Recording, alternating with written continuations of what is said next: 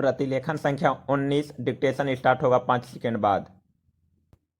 सभापति महोदय, हम एक परिवर्तनशील समय से गुजर रहे हैं और परिवर्तन भी ऐसा कि जो स्पष्ट दिखाई पड़ रहा है।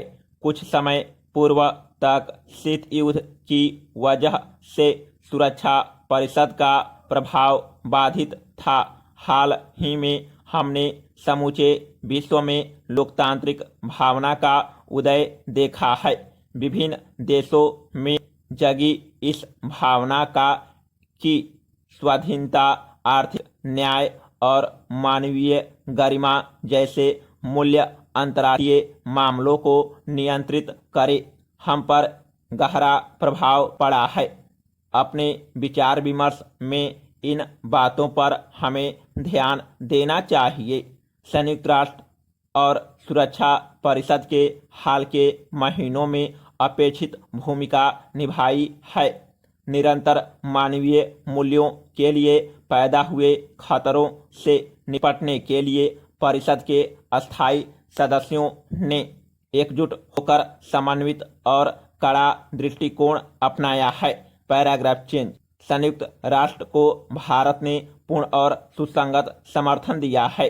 इसमें किसी तरह का उतार चढ़ाव नहीं रहा है।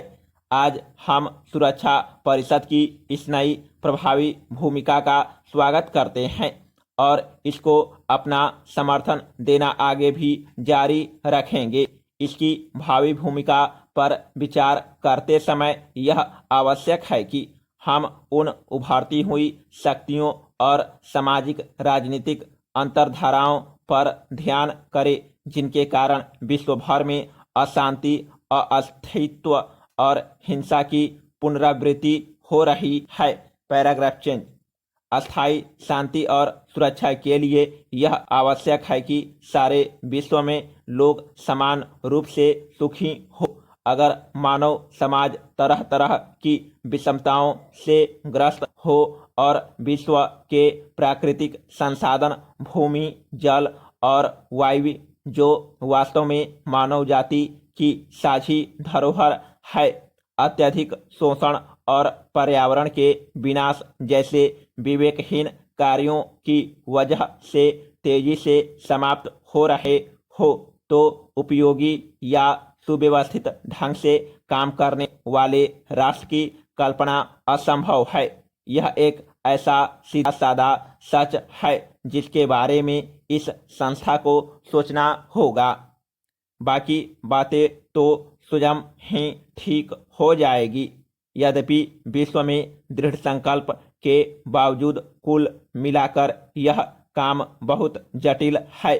यह स्पष्ट है कि संयुक्त राष्ट्र की भूमिका उसके घोषणा पत्र पर आधारित होनी चाहिए, जिसमें अंतर्राष्ट्रीय शांति और सुरक्षा बनाए रखने के लिए किए जाने वाले कार्यों का महत्वपूर्ण ढांचा प्रस्तुत किया गया है। लेकिन घोषणा पत्र की वैधता और उसकी सुरक्षा विश्व समुदाय के सामूहिक संकल्प पर निर्भर करती है। सुरक्षा परिषद द्वारा किए जाने वाले कार्य सामूहिक संकल्प द्वारा निर्धारित होने चाहिए।